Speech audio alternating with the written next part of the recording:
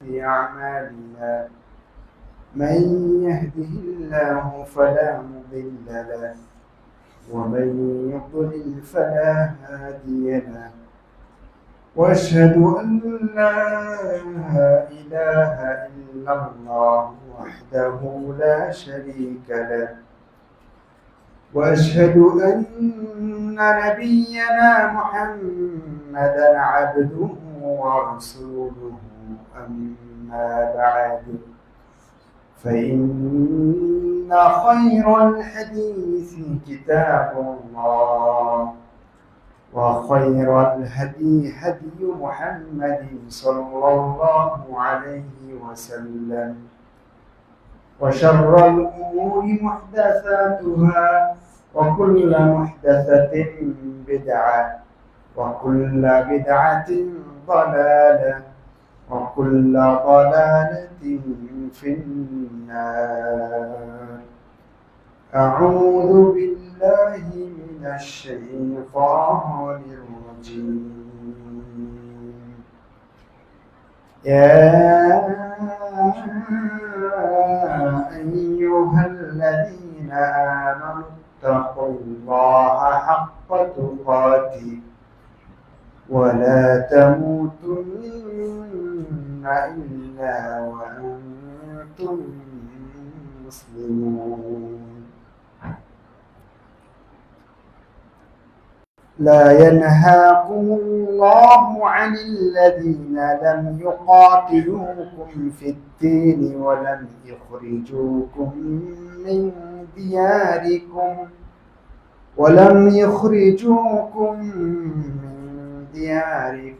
أن تبروهم وتقسطوا إليهم إن الله يحب المقسطين.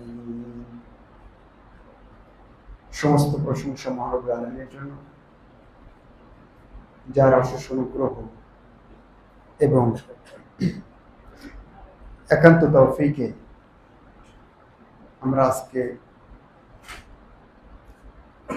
নানান ঝামেলা সমস্যা সবকিছু ফেলে নিরাপদে সুস্থ থেকে তার ডাকে সাড়া দেওয়ার জন্য জামে মসজিদে উপস্থিত করেছি। যে মহান রব্বুল আলামিন আমাকে আপনাকে এই তৌফিক দিয়েছেন, তার শুকরিয়া জ্ঞাপন করছি। আলহামদুলিল্লাহ।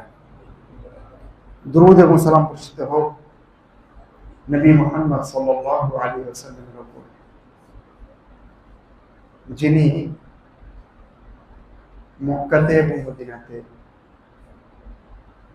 অন্যান্য ধর্মের মানুষের সাথে একই সমাজে, একই পরিবেশে, একই রাষ্ট্রে চমৎকার সহাবস্থান করেছিলেন।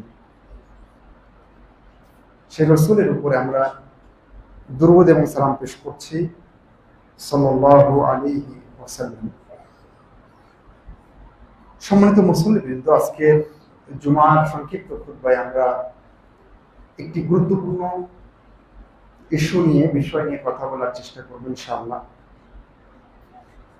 বিষয়টি হচ্ছে অন্যান্য ধর্ম ও ধর্মাবলম্বীদের সাথে ইসলাম ও মুসলিমদের সহাবস্থান এবং ইসকন প্রসঙ্গ। অন্যান্য ধর্ম আছে, সেই ধর্মের অনুসারী আছে, তাদের সাথে ইসলাম এবং মুসলিমদের সহাবস্থান কেমন হতে পারে, এবং সম্প্রতি ইসকন নিয়ে অনেক কথা হচ্ছে, সে বিষয়েও প্রাসঙ্গিক ক্রমে আমরা কিছু কথা বলার প্রয়াস করব ইনশাআল্লাহ। মহান রব্বুল আলামিন যেন সুন্দরভাবে সঠিক কথাগুলো আমার মুখ দিয়ে বের করেন, আমি মহান রবের কাছে সে প্রার্থনা করছি। আল্লাহুম্মা আমিন। সম্মানিত মুসল্লিবৃন্দ, প্রথম কথা হচ্ছে মহান রব্বুল আলামিন যত নবী এবং রাসূল পাঠিয়েছেন আদম থেকে নিয়ে আমাদের নবী মুহাম্মদ সাল্লাল্লাহু আলাইহি ওয়াসাল্লাম পর্যন্ত প্রত্যেকটা নবী এবং রাসূলের জীবন ব্যবস্থা একটাই ছিল, সেটি হচ্ছে ইসলাম। প্রত্যেকটা নবী এবং রাসূলের জীবন ব্যবস্থাই ছিল ইসলাম। এবং দিনের ইসলামের যে মূল বিষয় তাওহীদ, এই তাওহীদের ব্যাপারে প্রত্যেকটা নবী এবং রাসূলের মূলনীতি, মানহাজ, আকীদা, বিশ্বাস সব একরকম ছিল। সেজন্য যুগে যুগে প্রত্যেকটা নবী রাসূলের শরীয়ত ভিন্ন ভিন্ন অনেক সময় হয়েছে, কিন্তু ইসলাম, তাওহীদের বিষয়টা, আকীদার বিষয়টা, মোটামুটি মূল দিনের মূল বিষয়টা সবার একরকম ছিল। যত আসমানি কিতাব আছে সেগুলোর মূল মর্মবাণী সবার একরকম ছিল। এটা হলো আমাদের আজকের আলোচনার ভূমিকাতে প্রথম কথা। দ্বিতীয় কথা হচ্ছে, এই ইসলাম নবী সাল্লাল্লাহু আলাইহি সাল্লামের জীবনের শেষ দিকে এসে পূর্ণতা পায়। যে আয়াতটি আমরা সবাই জানি, আল-ইয়াওমা আকমালতু লাকুম দীনাকুম ওয়া আতমামতু আলাইকুম নি'মাতি ওয়া রাদিতু লাকুমুল ইসলামা দীনা। আয়াতটা আমরা সবাই জানি যে মহান রব্বুল আলামিন দ্বীন ইসলামকে পরিপূর্ণ করে দিয়েছেন এবং এইটাকে দ্বীন হিসেবে দিয়ে, জীবন বিধান হিসেবে দিয়ে তিনি খুশি হয়ে গেছেন। এটা হলো আজকের দ্বিতীয় পয়েন্ট ভূমিকাতে, যে ইসলাম পরিপূর্ণ। আর একটু আগে দেখলাম প্রত্যেকটা নবী এবং রাসূলের যত আসমানি কিতাব আছে সবার মূল প্রতিপাদ্য ছিল ইসলাম, তাওহীদ, ঈমানের গোড়ার কথা। তারপরে আমরা দেখলাম যে ইসলাম পরিপূর্ণ হয়েছে নবী সাল্লাল্লাহু আলাইহি ওয়াসাল্লামের জীবদ্দশাতে, তার জীবনের শেষ দিকে এসে। এবং ওই আয়াত থেকে আমরা আরো জানলাম যে মহান রব্বুল আলামিন কেবলমাত্র, শুধুমাত্র একটা দিন দিয়েছেন, সেটা হলো ইসলাম, এবং কেবলমাত্র একটা দিনের উপরে তিনি খুশি, সন্তুষ্ট, সেটার নাম হচ্ছে ইসলাম। এবং সূরা আল মাইদার 3 নম্বর আয়াতে মহান রব্বুল আলামিন সূরা আল ইমরানের 85 নম্বর আয়াতে বলেছেন, ওয়া মান ইয়াবতাগি গায়রাল ইসলামি দীনান ফালাই ইউকবালা মিনহু ওয়া হুয়া ফিল আখিরাতি মিনাল খাসিরিন। যে ব্যক্তি ইসলাম ছাড়া অন্য কোনো ধর্মকে নিজের জীবন বিধান হিসেবে খুঁজবে, তালাশ করবে, নেওয়ার চেষ্টা করবে, মহান রব্বুল আলামিন বলছেন ফালান ইউকবালা মিনহু, কোশ্চিন কালেও কখনোই তার পক্ষ থেকে তা কবুল করা হবে না, উপরন্তু পরকালে সে ক্ষতিগ্রস্তদের অন্তর্ভুক্ত হবে।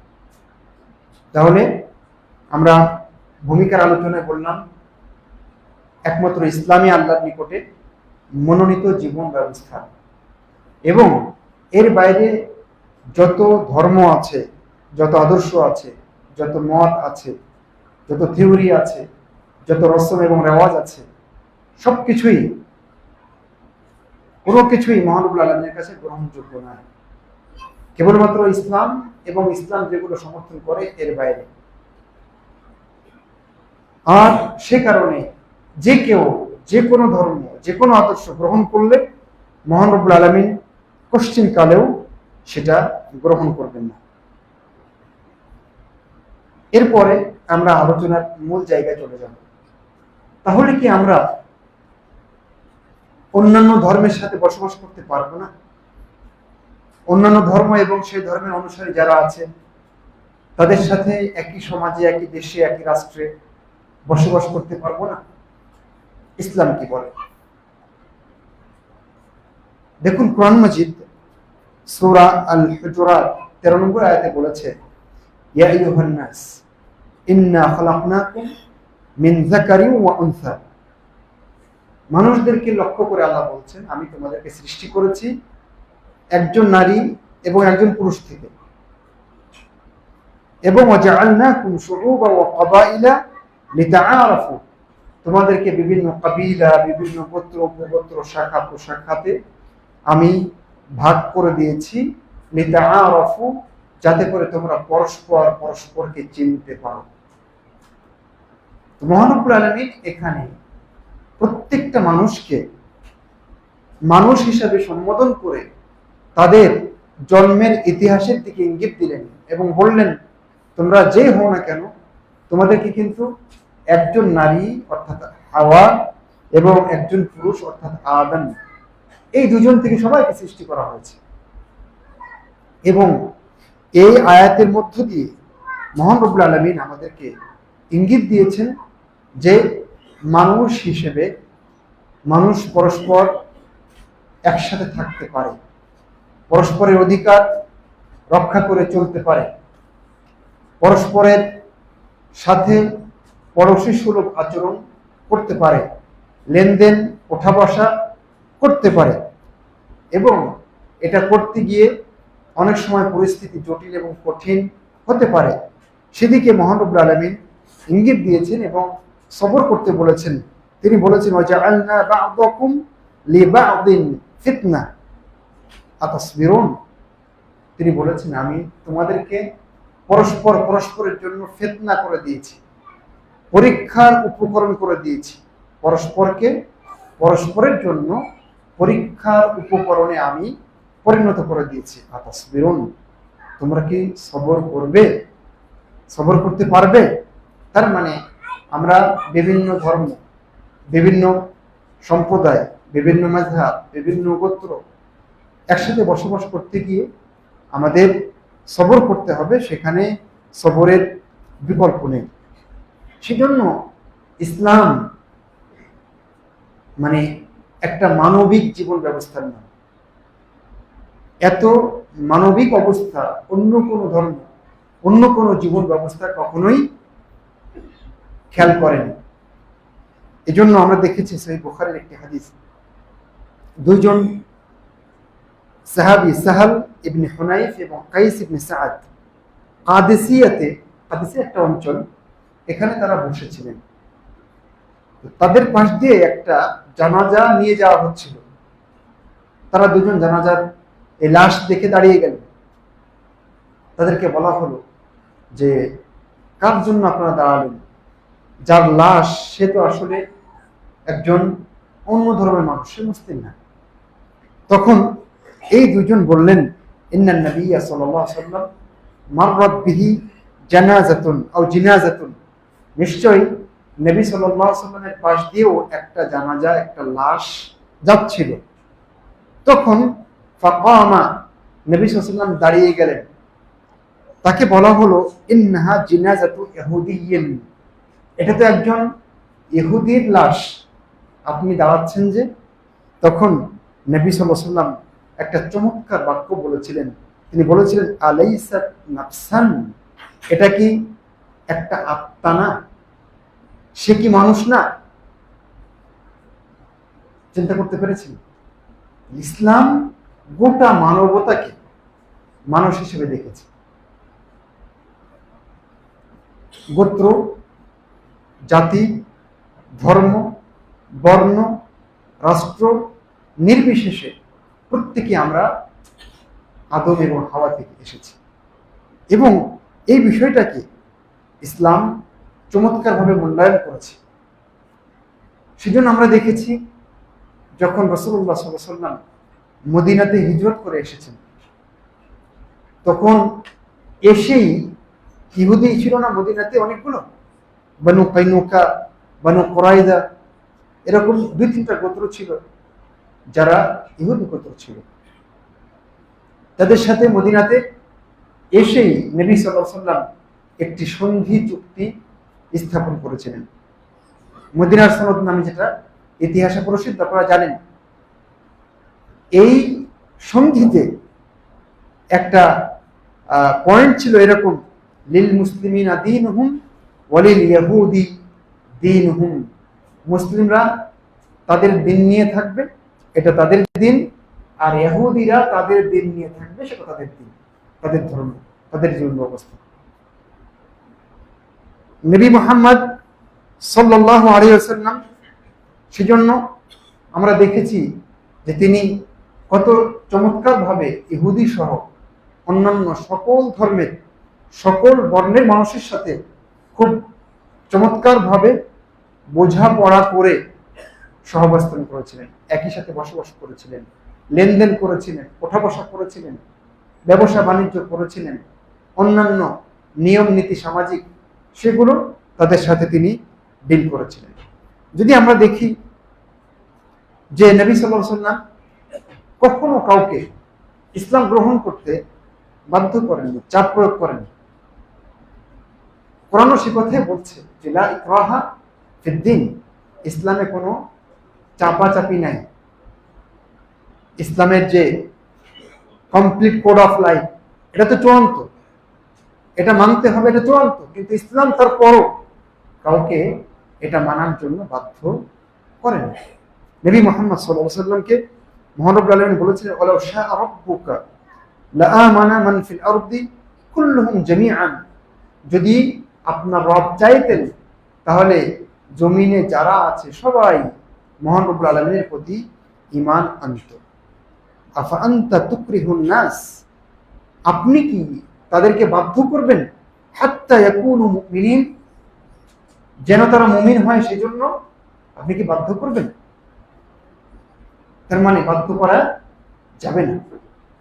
এইভাবে নবী সাল্লাল্লাহু আলাইহি ওয়াসাল্লাম সুন্দর সহাবস্থান করেছিলেন, কাউকে বাধ্য করেননি কখনো, কারো উপরে কোনো সময় প্রেশার ক্রিয়েট করেন, চাপ প্রয়োগ করেন।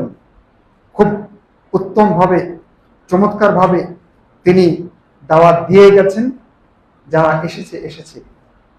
তবে এখানে একটা কথা বলে রাখি আপনাকে, সেটা হচ্ছে এই, আমি ইসলামে কাউকে জোর করব না আনার জন্য, কিন্তু তার মানে এই না যে আমার ইসলাম প্রচারে বাধা হয়ে দাঁড়াবে, আমার উপরে আক্রমণ করবে, আমাদের উপরে লাঞ্ছনা চাপিয়ে দিবে, অত্যাচার চাপিয়ে দিবে, আর আমি সবর করব, ব্যাপারটা এরকম। তখন ঠিকই আমরা শক্ত হয়ে দাঁড়াবো, তখন ঠিকই আমরা সীসা ঢালা প্রাচীরের ন্যায় জিহাদে বের হয়ে যাব। সেজন্য আল্লাহ বলেছেন ওয়াকাতিলুহুম হাত্তা লা তাকুনা ফিতনা, আপনারা তাদের বিরুদ্ধে লড়াই করুন যেন ফিতনা না থাকে। ফিতনা নাই, আমরা কিছু বলবো না, আমরা বাধ্য করব না, আমরা দাওয়াত দিয়ে যাব, ইসলামের সুমহান আদর্শ মানুষের সামনে তুলে ধরব, নির্ভেজাল এই আকীদার কথা মানুষকে বলে যাব। যখনই বাধা আসবে তখন কিন্তু আমরা বসে থাকবো না, এটা ইসলামের মানে। আমি কাউকে চাপাবো না ইসলাম, এ কথা ঠিক, তবে কাটা হয়ে দাঁড়ালে, পথে বাধা হয়ে দাঁড়ালে তখনও ইসলামের অ্যাকশন রয়েছে। নবী মুহাম্মদ সাল্লাল্লাহু আলাইহি ওয়াসাল্লাম অমুসলিমদের সাথে সহাবস্থান করতে গিয়ে তাদের জান, তাদের মাল, তাদের সম্মানের প্রতি সর্বোচ্চ সম্মান দেখিয়েছে। নবী মুহাম্মদ সাল্লাল্লাহু আলাইহি ওয়াসাল্লাম বলেছেন যে মান কাতালা মুআহাদান লাম ইয়ারিহ রাইহাতাল জান্নাহ, যে ব্যক্তি কোনো মুআহাদ কাফের, চুক্তিবদ্ধ কোনো কাফেরকে হত্যা করবে, সে জান্নাতের সুগন্ধি পাবে না। অথচ জান্নাতের সুগন্ধি 40 বছরের দূর থেকে পাওয়া যায়। তার মানে কেবলমাত্র যে সমস্ত কাফের মুসলিমদের বিরুদ্ধে লড়াই করছে, যুদ্ধ করছে, এরা ছাড়া বাকি যত কাফের আছে তাদের কারো উপরে কোনো ধরনের আক্রমণ করা যাবে না, এটা ইসলাম শেখায়। এটা আপনার রাসূল বলেছেন যে তাদের উপর আক্রমণ করা যাবে না, তাদেরকে মারলে, মেরে ফেললে সে জান্নাতের সুগন্ধি পাবে না।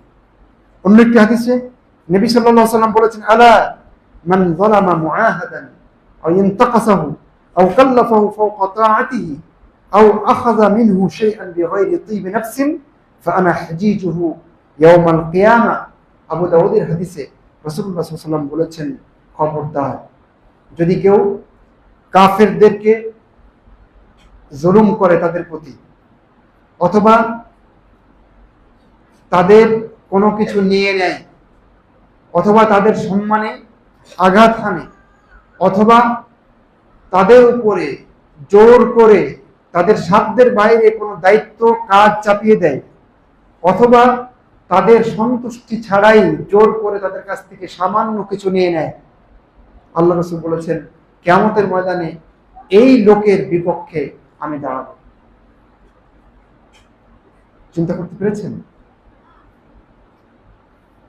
কাফের, হিন্দু হোক, বৌদ্ধ হোক, খ্রিস্টান হোক, ইহুদি হোক, আপনার দেশে আপনার সমাজে আছে, কিন্তু সে শান্তিপূর্ণভাবে আছে, আপনার পথে সে বাধা হয়ে দাঁড়ায় না, ইসলামের বিপক্ষে সে দাঁড়ায় না, মুসলিমদের বিপক্ষে, দেশের বিপক্ষে সে দাঁড়ায় না, তাহলে তাদের জন্য নবী সাল্লাল্লাহু আলাইহি ওয়াসাল্লাম কত চমৎকার বাণী উল্লেখ করেছেন। নবী মুহাম্মদ সাল্লাল্লাহু আলাইহি ওয়াসাল্লাম আমরা দেখেছি যে সেই সমাজে বসবাস করতে গিয়ে যখন ইনসাফের প্রশ্ন এসেছে, বিচার ফয়সালার প্রশ্ন এসেছে, রাসূলুল্লাহ সাল্লাল্লাহু আলাইহি ওয়াসাল্লাম সবার সাথে ইনসাফ করেছেন।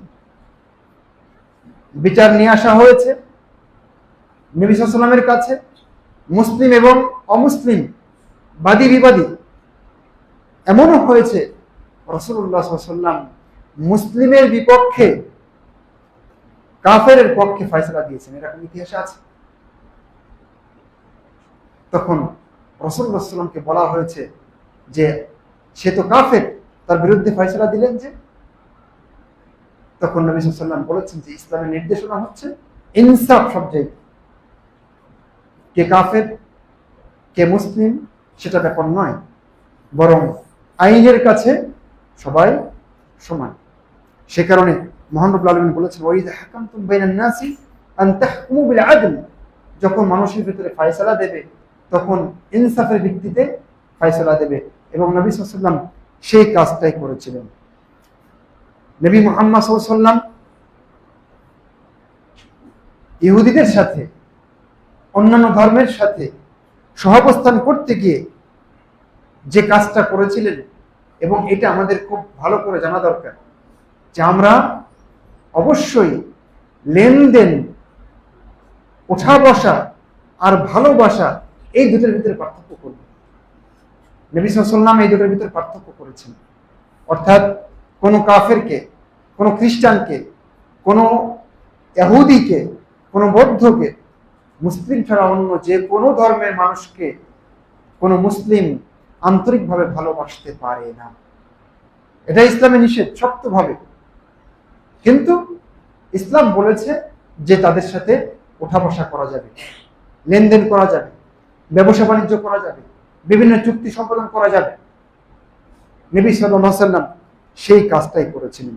যে আয়াতটি আমি খুতবার শুরুতে তেলাওয়াত করেছিলাম, সূরা মুমতাহানা ৮ নম্বর আয়াত, সেখানে আল্লাহ বলছেন লা ইয়ানহাকুমুল্লাহ, মহান রব্বুল আলামিন তোমাদেরকে নিষেধ করেন না, আনিল্লাযীনা লাম ইউকাতিলুকুম ফিদ-দীনি ওয়া লাম ইখরিজুকুম মিন দিয়ারিকুম, যারা তোমাদেরকে ধর্মীয় ব্যাপারে তোমাদের সাথে লড়াই করে না এবং তোমাদেরকে তোমাদের এলাকা থেকে, দেশ থেকে, বাড়ি থেকে বের করে দেয় না, তাদের ব্যাপারে মহান রব্বুল আলামিন তোমাদেরকে নিষেধ করেন না আন তাবাররুহুম, তাদের সাথে ভালো ব্যবহার করতে, ওয়াতুকসিতু ইলাইহিম, এবং তাদের সাথে ইনসাফ করতে মহান রব্বুল আলামিন তোমাদেরকে নিষেধ করেন না।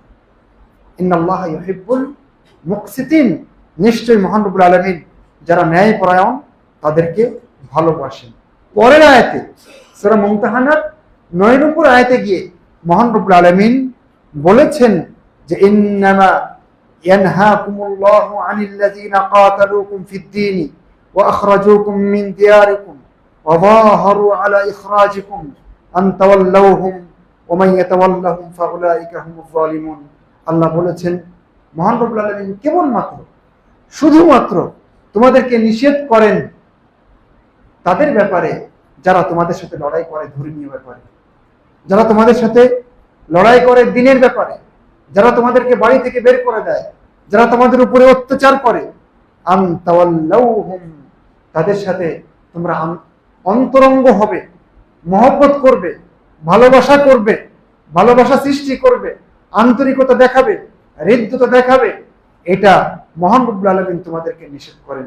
ওয়া মান ইয়াতাওয়াল্লাহুম ফাউলাইকা হুমুয যালিমুন, যারা তাদের সাথে বন্ধুত্ব, আন্তরিকতা, হৃদ্যতা, ভালোবাসা দিয়ে চলবে, আল্লাহ তাদের উপরে তাদেরকে মহান রব্বুল আলামিন জালেম হিসেবে আখ্যায়িত করেছেন। তিনি বলেছেন ফাউলাইকা হুমুজ জালিমুন, তারাই হচ্ছে জালেম। বোঝা গেছে? তাহলে এইটা আল্লাহ রাসূল বাস্তবায়ন করেছেন। তাদেরকে ভালোবাসেননি কখনো, কিন্তু তাদের সাথে সর্বোৎকৃষ্ট ব্যবহার তিনি করেছেন। সেজন্য আমরা যারা একই সমাজে বিভিন্ন ধর্মের মানুষ বসবাস করি, তারা এই নীতির কথা খেয়াল রাখবো। তাদের সাথে লেনদেন করব, ইনসাফ করব, ওঠা বসা করব, চলাফেরা করব, ব্যবসা বাণিজ্য চলবে, কেনাবেচা চলবে, কিন্তু তাদের সাথে আন্তরিক মহব্বত হতে পারে না, ভালোবাসা হতে পারে না। সম্মানিত উপস্থিতি, এরপরে যে বিষয়টা আমরা খেয়াল করব সেটা হলো, যদি তাদের সাথে আমাদের কোনো চুক্তি হয়, শান্তি চুক্তি, অন্য কোনো চুক্তি, তাহলে সেই চুক্তি আমাদেরকে বাস্তবায়ন করতে হবে। খেয়ানত করা যাবে না। এবং মুসলিমরা কখনো খেয়ানত করেনি, যুগে যুগে খেয়ানত করেছে ওরাই।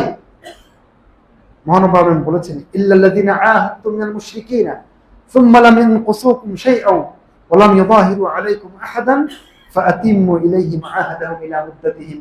আল্লাহ বলেছেন নির্ধারিত সময় পর্যন্ত তাদের অঙ্গীকার তোমরা পূর্ণ করবে। এটা মহান রব্বুল আলামিনের আদেশ। সুতরাং তাদের সাথে চমৎকার সহাবস্থান করতে গিয়ে আমাদের অনেক সময় লেনদেন করতে হতে পারে, চুক্তি করতে হতে পারে। সেই জায়গায় আমরা অবশ্যই খেয়াল করব যে আমরা যেন কখনোই অঙ্গীকার ভঙ্গ না করি, আমরা যেন চুক্তি ভঙ্গ না করি। রাসূলুল্লাহ সাল্লাল্লাহু আলাইহি ওয়াসাল্লাম কখনোই কারোর সাথে চুক্তি ভঙ্গ করেননি। ঘোর শত্রু ইহুদি, তাদের সাথে নবী মুহাম্মদ সাল্লাল্লাহু আলাইহি ওয়াসাল্লাম কখনো চুক্তি ভঙ্গ করেননি। সম্মানিত উপস্থিতি, এরপর একটা জিনিস আমাদের খেয়াল করতে হবে, সেটা হচ্ছে এই যে আসলে কাদের সাথে ভালো ব্যবহার করব। আমরা মহব্বত করব না ঠিকই, তাদেরকে ভালোবাসবো না ঠিকই, তবে তাদের সাথে লেনদেন করতে পারবো, তাই না? যদি তারা আমাদের বিরুদ্ধে না যায়, আমাদের বিরুদ্ধে যদি তারা অস্ত্র না ধারণ করে, যদি তারা ষড়যন্ত্র না করে, তারা রাষ্ট্রের বিরুদ্ধে, ইসলামের বিরুদ্ধে, মুসলিমদের বিরুদ্ধে যদি তারা একাট্টা না হয়, ষড়যন্ত্র না করে, তাহলে তাদের সাথে ভালো ব্যবহার করতে হবে এবং তাদের সাথে সুন্দর লেনদেন করতে হবে। আপনি যদি দেখেন ইসলামের ইতিহাস, নবী সাল্লাল্লাহু আলাইহি ওয়াসাল্লাম কি করেছেন, সাহাবায়ে কেরাম কি করেছেন। একজন সাহাবী, তাকে সবাই চিনেন, আব্দুল্লাহ ইবনে আমর, তার বাড়িতে পারিবারিকভাবে ছাগল জবাই করা হলো। উনি বললেন আহদাইতু লিজারিনা ইহুদি, ছাগল যে জবাই হয়েছে, আমাদের পড়োশী যে ইহুদি আছে তাকে কি একটু হাদিয়া দিয়েছো? তখন বাড়িতে তারা বললেন লা, দেওয়া হয়নি, দেইনি আমরা। তখন তিনি বললেন ইবাসু ইলাইহি মিনহা, এই ছাগলের কিছু গোশত ইহুদির কাছে পাঠাও, কারণ আমি রাসূলুল্লাহ সাল্লাল্লাহু আলাইহি ওয়াসাল্লামকে বলতে শুনেছি জিবরিল আমিন আমাকে পড়োশীর ব্যাপারে উপদেশ দিতেই আছেন অবিচল ভাবে, অব্যাহত ভাবে। একটা সময় আমি ভেবেছি যে পড়োশীকে আমার ওয়ারিশ বানিয়ে দিবেন নাকি। সুতরাং আমার পড়োশী ইহুদি, তাকেও একটু গোশত দিতে হবে। চিন্তা করতে পেরেছেন কত চমৎকার ভাবে ইসলাম এবং মুসলিমরা অন্যান্য ধর্মের সাথে ডিল করেছে, একই সাথে বসবাস করেছে সুন্দরভাবে। আপনি যদি দেখেন নবী মুহাম্মদ সাল্লাল্লাহু আলাইহি ওয়াসাল্লাম নিজেও পারস্যের বাদশার কাছ থেকে উপঢৌকন গ্রহণ করেছেন। সহিহ বুখারীর বিবরণ আপনারা জানেন যে একজন ইহুদি নারী রাসূলুল্লাহ সাল্লাল্লাহু আলাইহি ওয়াসাল্লামের কাছে ছাগলের মাংস, গোশত পাঠিয়েছিলেন না? বুখারীর হাদিস। রাসূলুল্লাহ সাল্লাল্লাহু আলাইহি ওয়াসাল্লাম সেই গোশত নিয়েছিলেন এবং খেয়েছিলেন উপহার। এবং আপনারা জানেন যে সেই গোশতে বিষ মেশানো ছিল এবং রাসূলুল্লাহ সাল্লাল্লাহু আলাইহি ওয়াসাল্লাম মৃত্যু পর্যন্ত এই বিষের বিষাক্ততা তাকে ভোগ করতে হয়েছিল। কিন্তু মূল কথা হচ্ছে নবী সাল্লাল্লাহু আলাইহি ওয়াসাল্লাম অন্যদের সাথে, এমনকি ইহুদিদের সাথেও সুন্দর ব্যবহার করেছেন, লেনদেন করেছেন, ক্রয় বিক্রয় করেছেন। মা আয়েশা রাদিয়াল্লাহু তাআলা আনহা বলছেন রাসূলুল্লাহ সাল্লাল্লাহু আলাইহি সাল্লাম একজন ইহুদির কাছ থেকে বাকিতে জব কিনেছিলেন, বাকিতে, এবং বন্ধক হিসেবে আল্লাহ রাসূল সাল্লাল্লাহু আলাইহি সাল্লাম তার লৌহ বর্মটা তার কাছে রেখেছিলেন। এটা হলো জামানত হিসাবে। যখন তিনি টাকা দিবেন, ওই জবের টাকা, তখন জামানতটা ফেরত পাবেন, লৌহ বর্মটা। রাসূলুল্লাহ সাল্লাল্লাহু আলাইহি সাল্লাম নিজে এই লেনদেন করেছেন, বুখারীর হাদিস। এবং মা আয়েশা রাদিয়াল্লাহু আনহা বলছেন, যখন রাসূলুল্লাহ সাল্লাল্লাহু আলাইহি সাল্লাম মৃত্যুবরণ করেন, তখন এই লৌহ বর্মটা সেই ইহুদির কাছেই ছিল। তাহলে ক্রয় বিক্রয়, লেনদেন, এমনকি বাকিতে লেনদেন নবী সাল্লাল্লাহু আলাইহি সাল্লাম ইহুদিদের সাথে করেছেন। আপনি যদি দেখেন, নবী সাল্লাল্লাহু আলাইহি সাল্লাম এমনকি অন্য ধর্মের মানুষকে অসুস্থ অবস্থায় দেখতে গিয়েছেন। রাসূলুল্লাহ সাল্লাল্লাহু আলাইহি সাল্লামের একজন খাদেম ছিল, ইহুদি বালক। এই বালক অসুস্থ হয়ে গেল।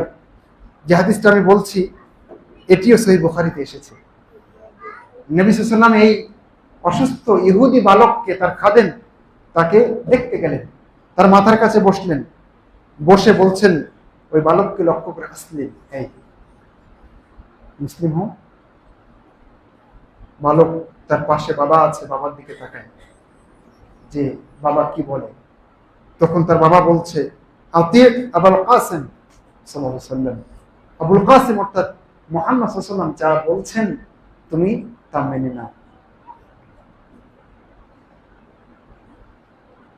ইহুদি গোলাম খাদেম, সে লা ইলাহা ইল্লাল্লাহ পড়ল, মুসলিম হলো, এবং আল্লাহ রাসূল বললেন, আলহামদুলিল্লাহিল্লাযী আনকাযাহু মিনান নার, আমি সেই রবের, সেই আল্লাহর প্রশংসা করছি, যিনি এই আমার এই খাদেম গোলাম ইহুদিকে জাহান্নাম থেকে রক্ষা করলেন।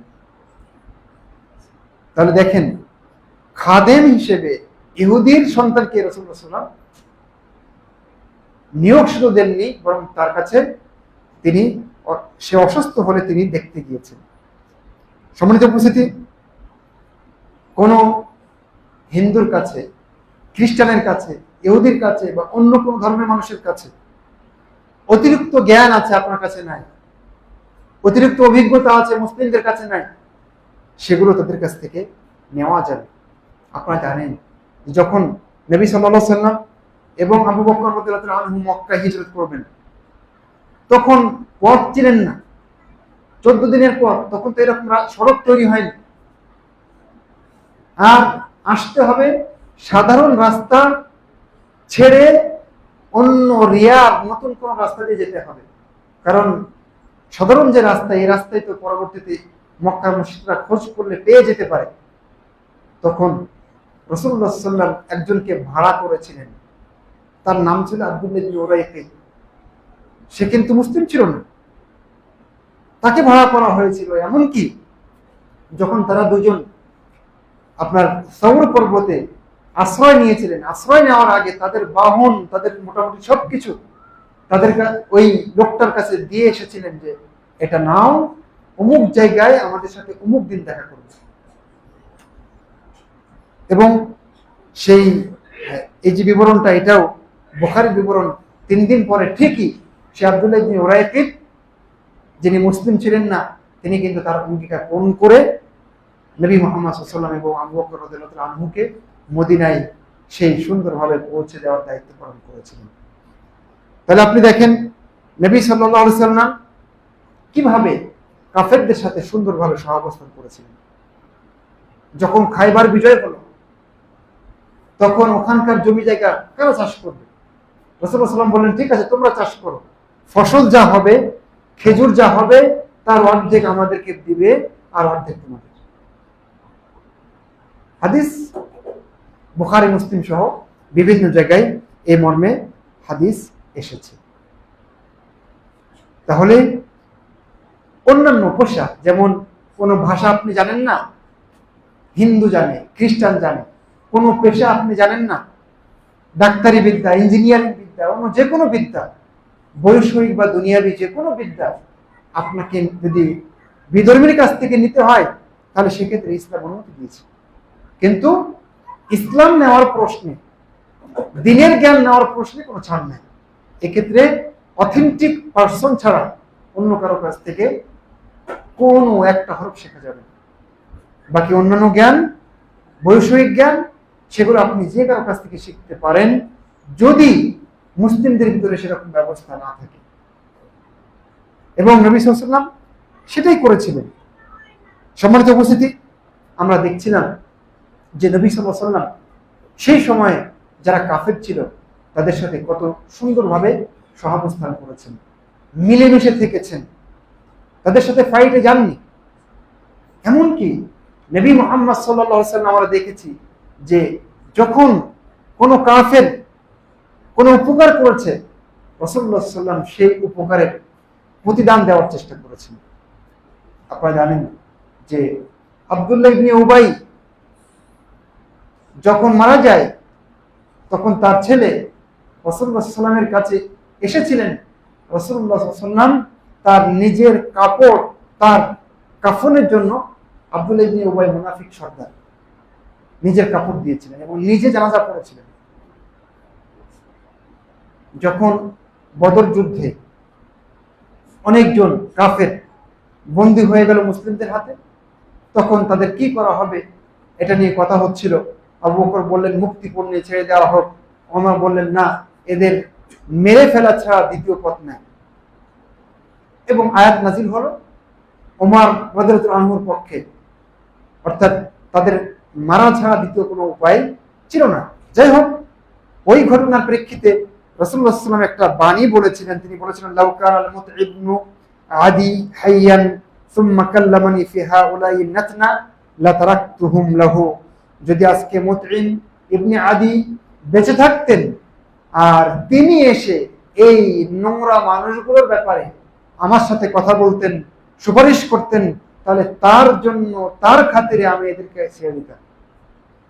কেন জানেন?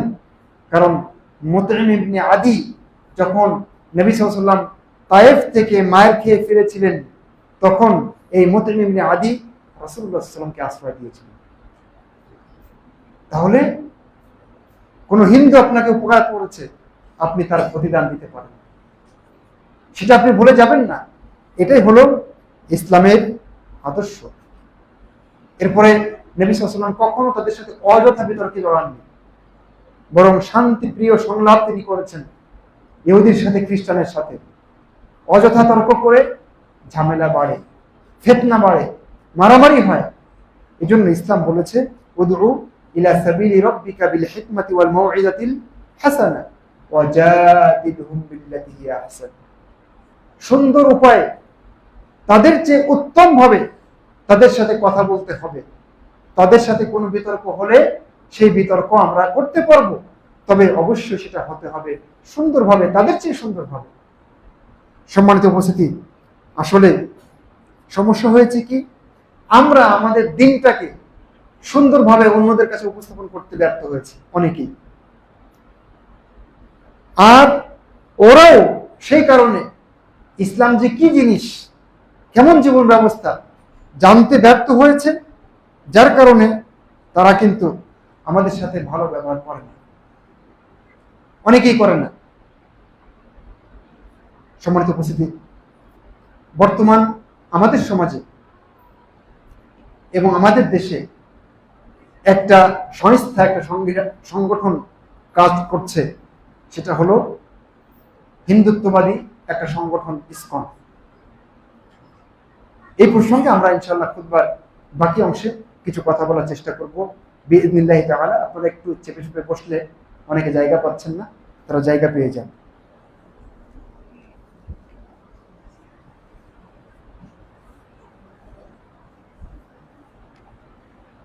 ইন্নাল হামদালিল্লাহি আলা ইহসানি ওয়া শুকরু লাহু আলা তাওফীকিহি ওয়া ইমতিনানি ওয়া আশহাদু আল লা ইলাহা ইল্লাল্লাহ ওয়াহদাহু লা শারীকা লাহু তা'যীমান লিশা'নি ওয়া আশহাদু আন্না নাবিyyana মুহাম্মাদান আবদুহু ওয়া রাসূলুহু দা'iyan ইলা রিদওয়ানি ওয়া আলা আলিহি ওয়া আসহাবিহি ওয়া ইখওয়ানি, আম্মা বা'দ। সম্মানিত মুসল্লিবৃন্দ, যারা পরে এসেছেন তাদের জ্ঞাতার্থে বলছি, আজকে আমাদের আলোচ্য বিষয় ছিল যে অন্যান্য ধর্ম এবং অন্যান্য ধর্মের অনুসারীদের সাথে ইসলাম এবং মুসলিমদের একই সাথে সহাবস্থান কেমন হবে, এবং সবশেষে ইসকন নিয়ে কথা বলার কথা ছিল। তো আমরা গোটা খুতবায় দেখে এসেছি মুসলিমরা সবসময় অন্যান্য ধর্মের সাথে, অন্যান্য ধর্মের অনুসারীদের সাথে চমৎকার ভাবে সহাবস্থান করেছে, সব জায়গায়, সব সমাজে। আজও আমাদের বাংলাদেশে আবহমান কাল ধরে মুসলিমরা এবং হিন্দুরা সুন্দরভাবে বসবাস করে না, এখনো করছে। আমরা একই গ্রামে বড় হই, আমরা একই মাঠে খেলাধুলা করে বড় হই, একই বিদ্যালয়ে লেখাপড়া করি, একই বাজারে আমরা বাজার করি, একই ক্লাবের অধীনে খেলি, তাই নয় কি? আবহমান কাল ধরে পুরো বাংলাদেশের সমাজটাতে এরকমই চলছে, এবং এখনো পর্যন্ত সেটা বলবৎ আছে। কই, হিন্দুদের সাথে তো আমাদের কখনো লাগালাগি হয়নি। আমরা আমাদের আদর্শ আমরা বাস্তবায়ন করে যাচ্ছি। অনেকে মুসলিম হয়ে যায় ইসলামের আদর্শ দেখে। মূল কথা হচ্ছে যে আমরা বাংলাদেশের প্রেক্ষাপটে বাংলাদেশের সমাজে সবসময় হিন্দু মুসলিম একই সমাজে সুন্দরভাবে বসবাস করে আসছি না, এবং এখনো বেশিরভাগ সমাজে আমরা আছি। কোনো লাগালাগি নাই, কোনো দাঙ্গা নাই, কোনো হাঙ্গামা নাই। গতকাল বিকালে আমি চুল কাটিয়েছি যার কাছে, সেও হিন্দু, তার নাম হলো রাজন। তো দেখলে আবার সালাম দেয়, জামিয়া সালাফিয়ার পাশে ওদের বাড়ি, ভালো ছেলে। তাদের সাথে এই যে স্বাভাবিক লেনদেন, এগুলো তো ইসলাম করতে বলে, উৎসাহিত করে, তাদের তো মারতে বলে না, তাই না? এবং এইভাবেই তো আমরা বসবাস করছি না। কিন্তু আমাদের বাংলাদেশের এই কি বলে পরস্পর বিভিন্ন ধর্মের মানুষ, মুসলিমরা সহ একই সাথে বসবাস করার এই বিষয়টা অনেকেই সহ্য করতে পারছে না। সেজন্য যারা এখানে অস্থিতিশীল পরিবেশ তৈরি করতে চায়, এদের মধ্যে ইসকন অন্যতম।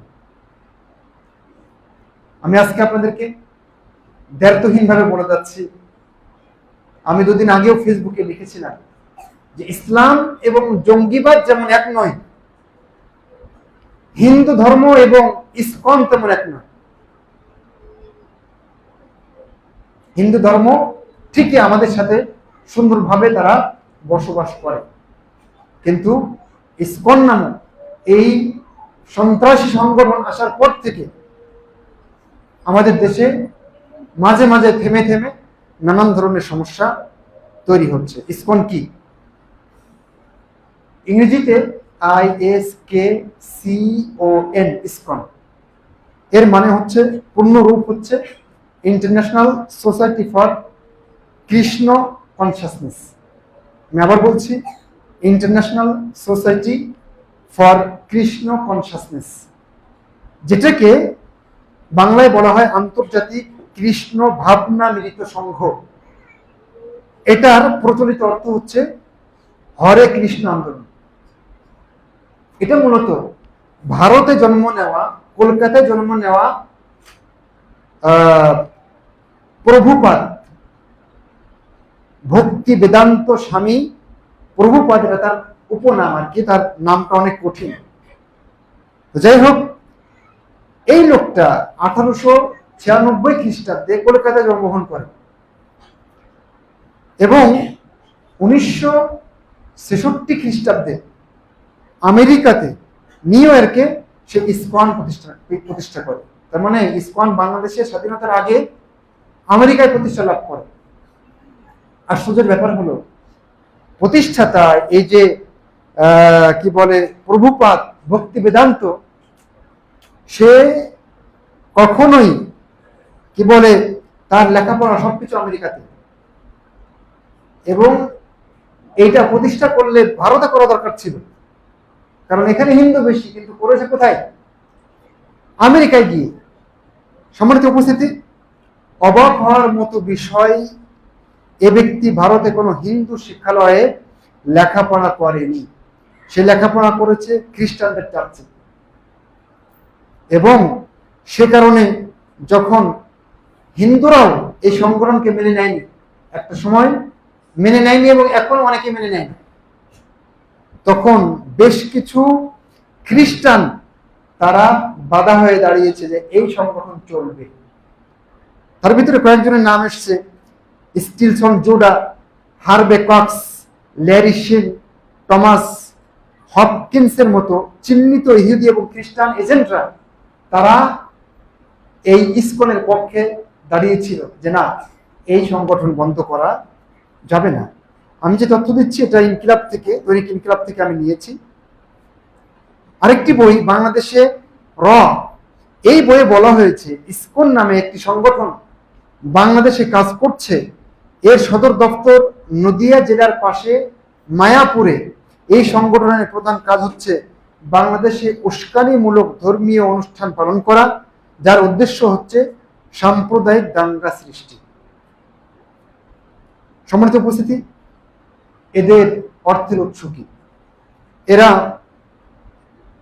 এদের অনেক টাকা আছে। এদের অর্থের উৎস সদস্যদের দান, এরপরে সরকারি অনুদান, মন্দিরের সংগ্রহ, ধর্মীয় বিভিন্ন বই পুস্তক ইত্যাদি বিক্রি। এর বাইরে বলা হয়ে থাকে যে বাংলাদেশের প্রেক্ষাপটে যে বাংলাদেশে ইসকনের বিরুদ্ধে অভিযোগ আছে যে তারা ভারতের হাই কমিশন থেকে তহবিল পায়, যা রাজনৈতিক ও সাম্প্রদায়িক উদ্দেশ্যে ব্যবহৃত হচ্ছে। এই তথ্যটা আমি একজন ব্রিগেডিয়ার জেনারেল অবসরপ্রাপ্ত তা রকন উদ্দিন নাম, তার একটা প্রবন্ধ থেকে আমি পেয়েছি। সম্মানিত উপস্থিতি, ইসকন কি ধরনের সংগঠন, কি তার লক্ষ্য, আমরা জানতে পারলাম এটা উগ্র সাম্প্রদায়িক সংগঠন। এবং এই সংগঠনটা মূলত মধ্যযুগের চৈতন্য নীতিকে গ্রহণ করে। আর চৈতন্য নীতির একটা থিওরি হচ্ছে নির্জবন করো আজি সকল ভুবন, যার অর্থ সারা পৃথিবীকে যবন মানে অহিন্দু বা মুসলিম মুক্ত করো। এ হলো তাদের মূল চেতনা। এখান থেকেই ইসকনকে একটি উগ্র সাম্প্রদায়িক সংগঠন হিসেবে চিহ্নিত করা যায়। এটা এনজিও টাইপ একটা সংগঠন। ইসকনের বিরুদ্ধে কথা বলা মানে হিন্দুদের বিরুদ্ধে কথা বলা নয়। ইসকনের বিরুদ্ধে কথা বলা মানে হিন্দু ধর্মের বিরুদ্ধে কথা বলা না, এটা ভালো করে মাথায় রাখবেন। ঠিক যদি জঙ্গিবাদ এই ইস্যুতে কথা বলি তাহলে এটা মুসলিমদের বিরুদ্ধে কথা বলা না, মুসলিমরাও জঙ্গিবাদের বিরুদ্ধে। সম্মানিত উপস্থিতি, যাই হোক, এই উগ্রবাদী সংগঠনকে 27 নভেম্বর 2024 সালে অ্যাটর্নি জেনারেল মোহাম্মদ আসাদুজ্জামান চট্টগ্রামে এই সংগঠন সম্পর্কে বলেছিলেন এটি একটি ধর্মীয় উগ্রপন্থী ও মৌলবাদী সংগঠন। সুতরাং আমরা বুঝতেই পারছি এই সংগঠন এদেশে কি চায়। তবে তাদের কিছু কথা, কিছু কাজ, কিছু লক্ষ্য আমরা উল্লেখ করতে পারি। আমরা দেখেছি তারা যারা আবহমান কাল ধরে এদেশে হিন্দু, তাদেরকেও দখল করতে চায়, তাদের মন্দিরকে দখল করতে চায়। এবং এই ঘটনা ঘটেছে, আমরা দেখেছি যে তারা স্বামীবাগের মন্দিরটি আগে সনাতন হিন্দু যাদেরকে বলছে, যদিও সনাতনী ধর্ম বলে ওরা নিজেদের ধর্মকে, কিন্তু আসলে সনাতনী ধর্ম একটাই, সেটা হলো ইসলাম। সনাতন মানে পুরাতন, মানে অনেক সময় বলবে যে সনাতনী ধর্ম, কিন্তু মূল সনাতনী ধর্ম কোনটা? ইসলাম। মানে অনেক সময় আপনাকে এই কথা বলে হয়তো বোঝাতে পারে যে সনাতনী ধর্ম তার মানে ইসলাম না নতুন ধর্ম। জি না, সেখান থেকে আমাদের ফিরে আসতে হবে। তো যাই হোক, তারা স্বামীবাগের মন্দিরটি দখল করে নেয়। এরপরে পঞ্চগড়ে সেখানেও আগের একটা মন্দির, সেখানকার লোকজনকে পিটিয়ে তারা এলাকা ছাড়া করে ইসকনরা। তার মানে হিন্দুদেরকেও যারা প্রাচীন হিন্দু আছে এ দেশে, তাদেরকে তারা রাখতে চায় না, তাদের মন্দিরগুলোকে তারা রাখতে চায় না। সেটা যা করে তাদের ব্যাপার। বাকি অনেক মসজিদেও তারা সাম্প্রদায়িক হামলা করে এবং করার চেষ্টা করে। আমরা জানি যে স্বামীবাগে মসজিদের তারাবির নামাজ বন্ধ করে দিয়েছিল ইসকন পুলিশ দিকে। নিশ্চয়ই এই ইতিহাস আপনাদের জানা থাকার কথা। বাংলাদেশে তাদের লক্ষ্য হলো বিভিন্ন সরকারি বড় বড় পদে তাদের লোক ঢুকিয়ে এই দেশকে হিন্দুত্ববাদী একটা রাষ্ট্রে পরিণত করা। এবং তাদের আরেকটা টার্গেট আছে, সেটা হচ্ছে এই দেশকে মানে ভারতের করজ রাষ্ট্রে পরিণত করা। বিশেষ করে চট্টগ্রাম অঞ্চলটাকে পূর্ব তিমুরের মতো করে স্বাধীন করে দিয়ে এই দেশটাকে বিচ্ছিন্ন করে দেওয়া এবং এখানে সাম্প্রদায়িক দাঙ্গা সবসময় লাগিয়ে রাখা, এটা তাদের মৌলিক উদ্দেশ্য। সম্মানিত উপস্থিতি, আমরা যদি এরপরে একটু আলোচনা করতে চাই যে এদের অপকর্ম কি, ইসকনের অপকর্ম, তাহলে দেখবেন 2002 সালে যদি আপনি গুজরাটে যান তাহলে দেখবেন যে নরেন্দ্র মোদী তখন ওই সময় মুখ্যমন্ত্রী ছিল। সেই সময় আপনারা জানেন যে দাঙ্গাতে প্রায় 2000 মানুষ মারা যায় এবং এর বেশিরভাগই ছিল মুসলিম। ষড়যন্ত্র করে এই ইসকন উগ্রবাদী সংগঠন তারা মুসলিমদেরকে সেখানে মারার চেষ্টা করেছে। আমরা দেখেছি 2019 সালে চট্টগ্রামের বিভিন্ন স্কুলে ইসকন ফুড ফর লাইফের খাবার বিতরণ করতে গিয়ে তারা বাচ্চাদেরকে হরে কৃষ্ণ এটা বলতে বাধ্য করেছিল। খাবার দিয়েছিল, বলেছিল হরে কৃষ্ণ বল। আপনি দেখেছেন তাদের অপকর্মের মধ্যে চট্টগ্রামে তারা আমাদের সেনাবাহিনীর কয়েকজন সদস্যের উপরে তারা অ্যাসিড নিক্ষেপ করেছিল এবং এতে বেশ কয়েকজন সেনা সদস্য আহত হয়েছিলেন। আপনারা দেখেছিলেন প্রায় 12 জন এই আক্রমণে আহত হয়েছিল। তারপরে আপনি দেখেছেন গত বছর সম্ভবত আমাদের একজন আইনজীবীকে আদালতের চত্বরে, সাইফুল ইসলাম আলিফ সম্ভবত তার নাম, তাকে নির্মমভাবে লোকচক্ষুর সামনে কিভাবে তারা হত্যা করেছিল নির্মমভাবে।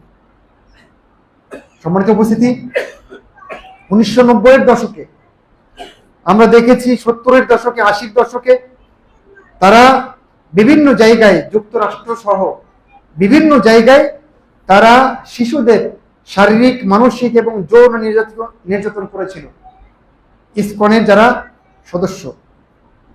1970 এবং 80-র দশকে শিশুদের ব্রেন ওয়াশিং এই প্রকল্প তারা হাতে নিয়েছিল, অর্থাৎ মানসিক প্রভাব বিস্তার এবং অবৈধভাবে মানুষকে কারাগারে রাখা, তরুণ ভক্তদেরকে অপহরণ করে বিভিন্ন জায়গায় বিভিন্ন কায়দায় তাদেরকে ব্রেন ওয়াশ করা, এটা ইসকনদের বিরুদ্ধে মারাত্মক ঘোরতর অভিযোগ রয়েছে। ধর্মীয় গণ্ডি থেকে বের হয়ে গিয়ে রাজনীতিতে ঢোকা এবং দেশকে অস্থিতিশীল করা, এটাও কিন্তু ইসকনের একটা অনেক বড় লক্ষ্য এবং সেই লক্ষ্য তারা কাজ করে যাচ্ছে। আপনি যদি দেখেন বাংলাদেশেও প্রচুর পরিমাণে সাম্প্রদায়িক দাঙ্গা হচ্ছে বিভিন্ন জায়গায়। চট্টগ্রামের স্বামীবাগে হয়েছে, ঢাকার চট্টগ্রামে কদম রসুলের মসজিদে হামলা করেছে তারা। এইভাবে বিভিন্ন জায়গায় তারা সাম্প্রদায়িক হামলা করেছে এবং করে যাচ্ছে। 5 নভেম্বর 2024-এ আমি একটু আগে বলেছিলাম যে চট্টগ্রামে যৌথ বাহিনীর উপরে তারা কিভাবে ইট পাটকেল সহ অনেক কিছু, কাচের বোতল, অনেক কিছু নিক্ষেপ করেছিল। এতে 5 সেনা সদস্য সহ মোট 7 জন পুলিশ সহ আহত হয়েছিল। সম্মানিত উপস্থিতি, আমাদের দেশের সেনাবাহিনী, প্রশাসন, এমনকি যারা এই দেশ রক্ষায় নিয়োজিত, আমাদের নিরাপত্তার জন্য দায়িত্ব পালন করছে, তারাও এই ইসকনের উগ্র সন্ত্রাসীদের হাত থেকে নিরাপদ নয়। সম্মানিত উপস্থিতি, খুতবার সময় শেষের দিকে আর দু একটা কথা বলবো। 2025 সালে 18 এপ্রিল ফরিদপুরের মধুখালীতে সহোদর দুই ভাইকে মুসলিম তরুণ যুবক তাদেরকে নির্মমভাবে হত্যা করা হয়েছিল এবং এই হত্যার পরে রাজশাহী বিভাগের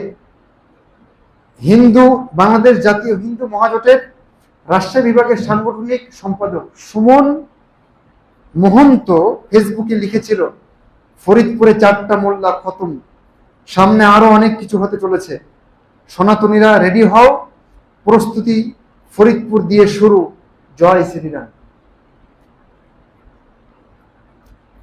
চলতি অক্টোবরে, এই অক্টোবর, যে অক্টোবরে আমরা কথা বলছি, মাঝামাঝি সময়ে আপনারা দেখেছেন গাজীপুরের কালিয়াকৈরে অপহরণ করে একজন শিশুকে 3 দিন লাগাতার তারা ধর্ষণ করেছে। বিশেষ করে জয় কুমার দাস নাম একজন হিন্দু তরুণ যুবক, তার নাম এসেছে।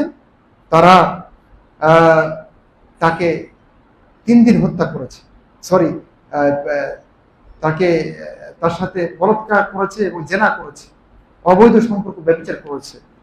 এবং এই ব্যাপারে যখন মাওলানা আতাউল্লাহ বিক্রমপুরী কথা বলেছে, তখন ইসকন সদস্যরা তাকে হুমকি দিয়েছে। এবং অতি সম্প্রতি আপনারা দেখেছেন যে গাজীপুরের টঙ্গী থেকে মুফতি মুহিবুল্লাহ তিনি যখন তাদের ব্যাপারে কথা বলেছেন, তখন তাকে তুলে নিয়ে গেছে। তার আগে তাকে হুমকি দিয়েছে। তারা তাকে একটা চিঠিতে বলেছে, চিঠিতে পাঞ্জাবি টুপি পরা এক হুজুরের প্রতিকৃতি ছাপানো আছে এবং গলায় ছুরি দেওয়া আছে। তারপরে বলা আছে, তোদের খতিবকে ধরে পরিবার থেকে বিচ্ছিন্ন করা হবে, শেষ অবধি ওকে সম্পূর্ণ একা বানিয়ে রাস্তার পাগল বানানো হবে। কারণ জনী দেবী, জগৎজয়ী কালীমাতা, কাম দেবতার উপরে কেউ নেই। আজ হোক বা কাল হোক পূর্ব বাংলা ইসলামী মৌলবাদীদের মুক্ত করা হবে। আমাদের জনবলের সংকট নেই, তোদের বাইতুল মুকাররমকেও ঘুরিয়ে দেওয়া হবে। এখন আর কথা নয়, আমরা অ্যাকশনে যাব। এই তথ্যটা আমি দৈনিক ইনকিলাবে পেয়েছি। এই চিঠিটা ছিল 14 সেপ্টেম্বর 2025 সালে দেওয়া এবং তারপরে তাকে অপহরণ করা হয়েছে এবং গতকালকে পঞ্চগড়ে তাকে গাছের সাথে শিকলে বাঁধা অবস্থায় পাওয়া গেছে। চিন্তা করতে পেরেছেন ইসকন কি করতে চায় দেশে? সেজন্য পৃথিবীর অনেক দেশে তারা নিষিদ্ধ। সৌদি আরব, মালয়েশিয়া, আফগানিস্তান, চীন, ইরান সহ অনেক দেশে ইসকন সম্পূর্ণ নিষিদ্ধ। কোথাও কোথাও তাদেরকে সাময়িক নিষিদ্ধ করা হয়েছে, যেমন ইন্দোনেশিয়াতে। সম্মানিত উপস্থিতি, আমরা বাংলাদেশে আত-তাওহীদ জামে মসজিদ কমপ্লেক্সের আজকে এই মেম্বারে দাঁড়িয়ে আমরা ঘোষণা করছি এবং আমরা দাবি করছি যে এই জঙ্গি সংগঠনকে নিষিদ্ধ করতে হবে। যদি ইসলামের নামে কোনো জঙ্গি সংগঠন করে চালু হয়, সেটা নিষিদ্ধ হয় এবং নিষিদ্ধ হতে হবে, সেটাও নিষিদ্ধ হতে হবে আমরা বলছি। তাহলে হিন্দু ধর্মের নামে অন্য ধর্মের নামে যদি চালু হয়, তাহলে সেটা কেন নিষিদ্ধ হবে না? কারণ যারা জঙ্গি, যারা এদেশে অশান্তি সৃষ্টি করতে চায়, ফিতনা সৃষ্টি করতে চায়, তাদের কোনো ধর্ম নেই। তারা যে ধর্মেরই হোক না কেন, তাদের একটাই পরিচয়, তারা জঙ্গি, তারা উগ্র, তারা সাম্প্রদায়িক দাঙ্গা সৃষ্টি করতে চায়। সুতরাং তাদের পরিচয় কি এটা দেখার দরকার নাই, বরং তাদের কর্ম কি, তাদের ভীষণ কি, তাদের ভিউ কি, এটা দেখতে হবে এবং তাদেরকে এই দেশের মাটিতে চিরকালের জন্য নিষিদ্ধ করতে হবে। আমরা বলছি এবং আপনাদেরকে সতর্ক করছি যে তাদের একটা ভাগুয়া লাভ ট্রাপ একটা আবিষ্কার তারা করেছে, প্রেমের ফাঁদে ফেলা। মুসলিম তরুণী, যুবতী, এদেরকে তারা প্রেমের ফাঁদে ফেলছে এবং তাদের গর্ভে বাচ্চা দিয়ে, তাদের সাথে সহবাস করে, জেনা করে তাদের সতীত্বকে, ইজ্জতকে নষ্ট করছে। যেন মুসলিম এই মা বোনদের গর্ভে বীর পুরুষ সালাহুদ্দিনের মতো বীর পুরুষ যেন জন্ম নিতে না পারে। সুতরাং আমাদের সাবধান হতে হবে। একদিন লাফাবো, 2 দিন লাফাবো, তারপরে থেমে যাবে, এরকম যেন না হয়। বরং এই ইসকনকে থামানোর জন্য আমাদের স্থায়ীভাবে পরিকল্পনা হাতে নিতে হবে এবং সেই অনুযায়ী কাজ করতে হবে। আমাদের মাঠে নামতে হবে, আমাদের বৈধ যে কোনো উপায় অবলম্বন করতে হবে। এই দেশে তারা থাকতে পারে না। সম্মানিত উপস্থিতি, আমাদের তরুণ যুবক যারা আছে তাদেরকেও সাবধান হতে হবে। বিশেষ করে আপনাদের মেয়ে যারা তরুণী কিশোরী যুবতী আছে, তাদেরকে খুব সাবধানে রাখবেন। খবরদার, প্রেম এমনি নিষেধ ইসলামে, আরো যদি সেটা হয় ওদের হাতে, গেরুয়া বাহিনীর প্রেমের ফাঁদে যদি আপনার মেয়েটা পড়ে, তাহলে সবকিছু সর্বনাশ হয়ে যাবে। সুতরাং চোখ কান খোলা রাখতে হবে, আমাদের সাবধান থাকতে হবে। আমরা একসাথে হিন্দু মুসলিম আবহমান কাল ধরে ছিলাম, আছি, থাকবো, থাকতে চাই, কিন্তু কোন সন্ত্রাসী সংগঠনকে আমরা প্রশ্রয় দিতে চাই না, এটা গ্রহণ করতে চাই না। মহান রব্বুল আলামিন আমাদের সবাইকে তৌফিক দান করুন, আমরা যেন সুন্দরভাবে, শান্তিপূর্ণভাবে এদেশে বসবাস করতে পারি। একটি ঘোষণা আছে, সাপ্তাহিক হালাকা 54 নম্বর হালাকা আজকে এখানে অনুষ্ঠিত হবে বাদ মাগরিব। আলোচক হিসেবে থাকবেন শনিবার 25 তারিখ, আগামীকাল আলোচক হিসেবে থাকবেন ডক্টর মোহাম্মদ সাইফুল্লাহ মাদানী, বিদগ্ধ আলেম, আপনারা সবাই চিনেন তাকে। উনি থাকবেন, উনি আলোচনা করবেন, আপনারা থাকার চেষ্টা করবেন। মহান রব্বুল আলামিন আজকে যতটুকু বলেছি, মহান রব্বুল আলামিন তাতে আমাদের কল্যাণ দান করুন এবং বরকত দান করুন। আমিন সুম্মা আমিন।